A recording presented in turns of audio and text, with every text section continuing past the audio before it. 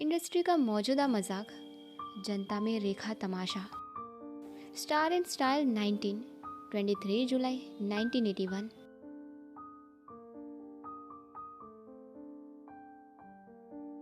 अमिताभ बच्चन और रेखा भले ही देश के सबसे लोकप्रिय बॉक्स ऑफिस प्रेमी हों, लेकिन जहां तक फिल्म उद्योग में उनके अपने साथियों का सवाल है, अमिताभ बच्चन और रेखा को स्थानीय सर्कस के दो मनोरंजक जोकरों जैसा माना जाता है।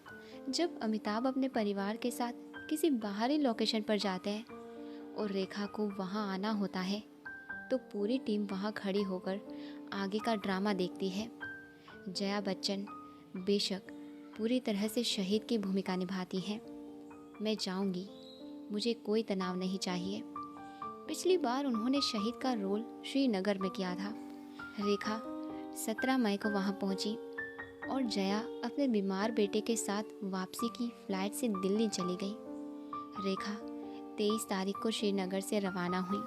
सार्वजनिक रूप से उन दोनों के बीच केवल झुकी हुई आंखें और विनम्रतापूर्ण मुस्कुराहट ही रहती है। शूटिंग। अमिताभ बच्चन उस दिन अगली ही फ्लाइट से अपने परिवार को दिल्ली लाने के लिए रवाना हो गए। ये लोग दर्शकों द्वारा रखा गया, जिन्हें ये सब बहुत मज़ेदार लगा। जब रेखा अमिताभ की शूटिंग पर आती हैं, तो सहकर्मी अपने शॉट्स भूल जाते हैं और ध्यान से सुनते हैं। दोनों की बातों के अनुसार एक बार रेखा बेमिसाल के सेट पर गई, जाहिर है ऋषि दास से मिलने।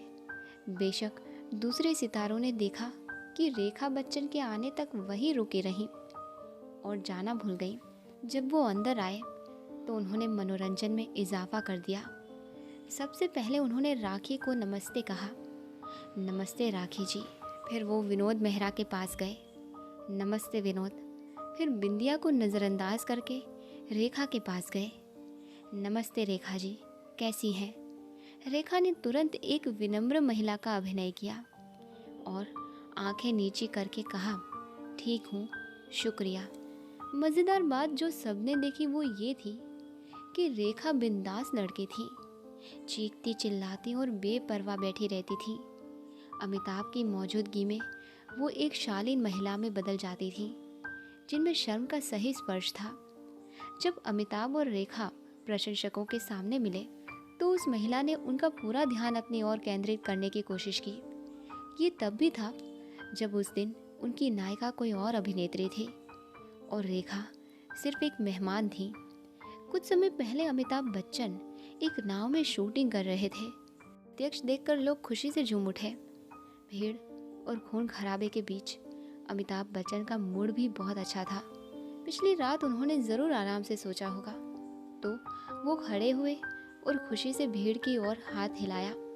तभी रेखा ने बर्फीली सी ठंडी आवाज़ में कहा, क्या कर रहे हैं आप। अमिताभ बच्चन का हाथ हवा में ही जम गया और उन्होंने उसे धीरे से अपनी ओर खींचा और रेखा के पास बैठ गए।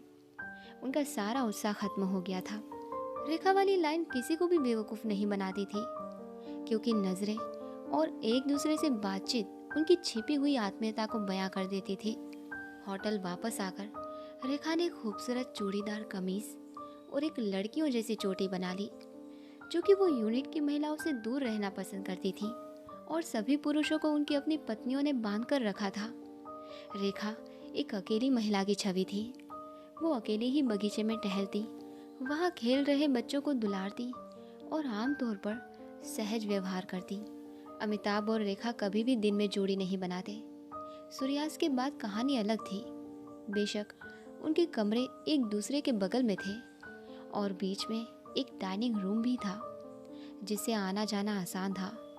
हालांकि अमित और रेखा ने हम अजनबी हैं वाला नाटक किया, लेकिन कड़ी निगरानी रखने वाले दर्शकों ने अमित और रेखा के कमरों के बीच मोमबत्ती की रोशनी वाला एक दृश्य देखा, जहां मोमबत्तियों की लगातार आवाजाही थी, जिसे पूरी कहानी का पता चल गया।